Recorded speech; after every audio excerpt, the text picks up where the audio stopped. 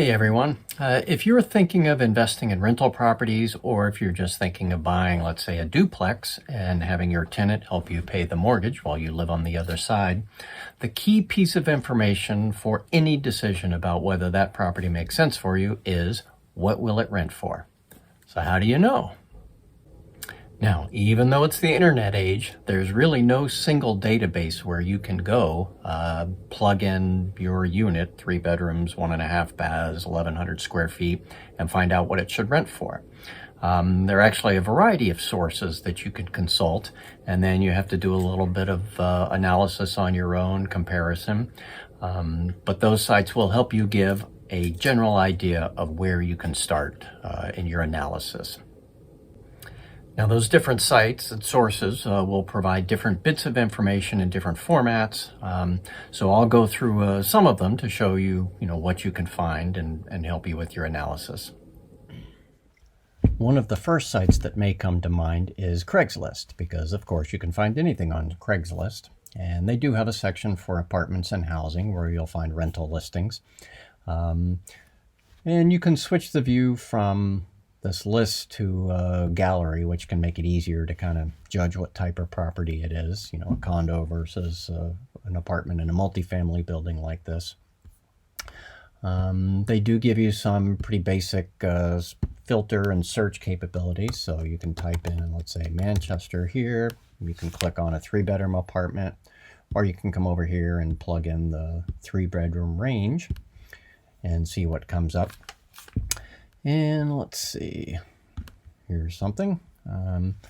So here's a good example. The information you'll find in Craigslist is only as good as the person who's typing it in. Here's a very basic description, no photos. You can get some information over here. They have laundry on site. Pets are okay. And I'll come back to that. So you do have to kind of sort through to find something that might be comparable to the unit that you're listing. One thing to be careful about on Craigslist, though, when you're searching is scams. So here's a good example. Here's a house that's listed, a 3-bedroom, 2-bath house with a 2-car garage, listed for $1,305 a month. That's a steal. I mean, really. And in fact, it is a steal, because whoever posted this is trying to steal your money. What the scammers will do is go into the MLS or maybe Zillow, find a vacant property that's listed for sale on the MLS. They'll just take the photos, make up a description, and then they'll post it on Craigslist, hoping to collect deposits from people before they can see the house and basically take your money. So if you're not used to seeing this and kind of understanding what scams look like on Craigslist, you might think, wow, okay, well, $1,305, maybe my house shouldn't be $1,650. So you have to be careful about that. And the more you look, the more you'll get used to that. The next site you'll think of, if it wasn't the first site, is of course Zillow, the 600-pound gorilla.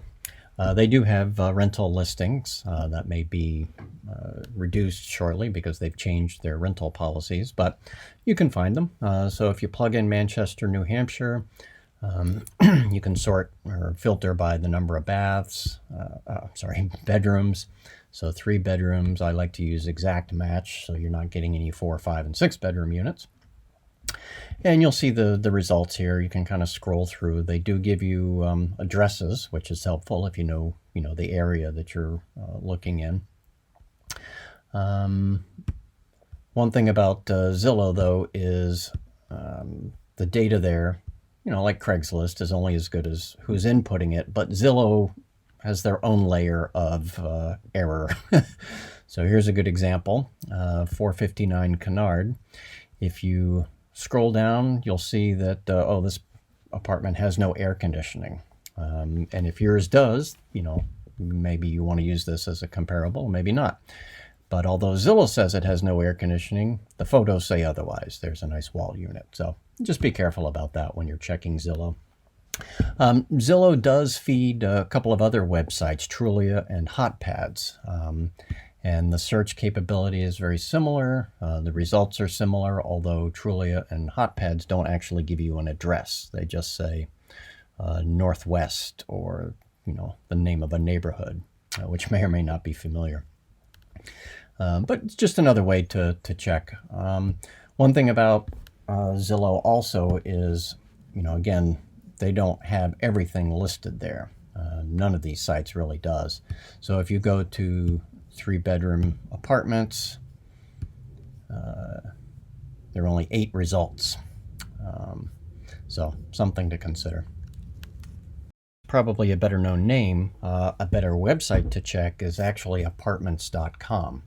And the reason I say that, if you look up Manchester and look for 3-bedroom apartments, let's see. They actually have 67 listings as opposed to the 8 on Zillow. So they have a much broader range of offerings. Very similar layout in terms of the information, having to click through to, see how it compares to your square footage. So just in terms of sheer volume, Apartments.com is probably a better site to check than Zillow, Hotpads, or Trulia. Fourth website that's very useful is called Rentometer. This is different from Apartments.com and Zillow insofar as it's not a place for you to find apartments. It's really a comparison tool. And the other big difference is, although there is a free version, it's not very robust. They do have different pricing plans. If you are a landlord and want to stay on top of things, fairly inexpensive. The most expensive is $19 a month. And you can access the paid information for as little as, I think, $3 and change per month. But you can plug in, let's say, 355 Bridge Street in Manchester. And let's tell it 3-bedroom apartments. 12 months back, that's the shortest time frame. You can't do 6 months if it's a very active market, so the data may be a little skewed that way. You can plug in a radius, narrow your results if you know the area and don't want to look too far afield. You can also limit it by the type of building, although I probably wouldn't do that. And there's a report brander only if you're going to, I don't know what you would even use that for.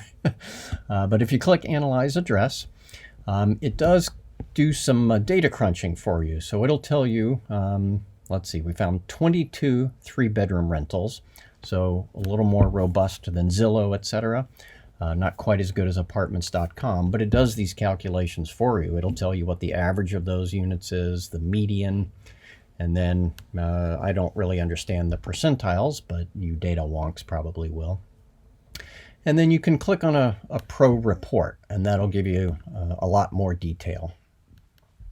So let's see what comes up here.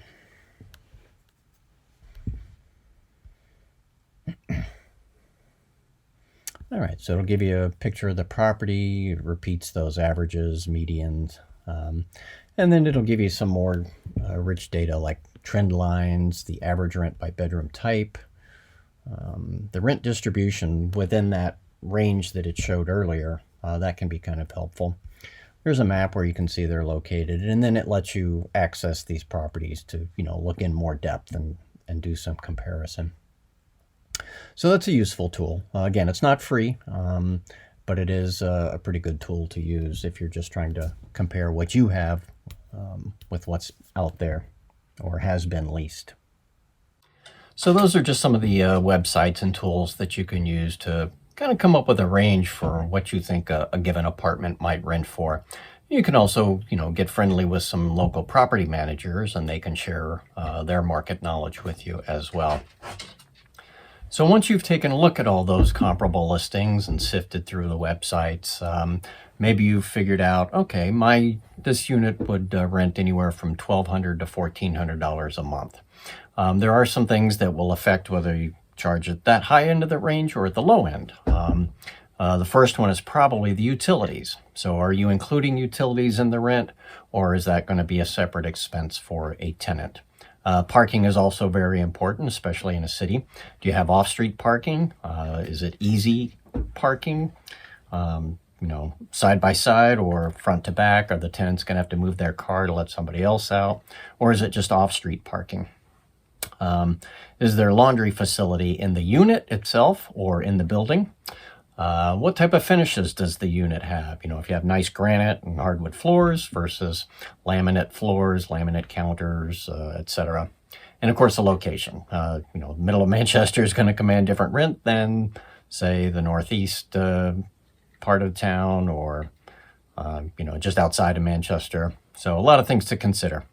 But of course, the only way to know what it will rent for is to put it on the market and see how many applications you get.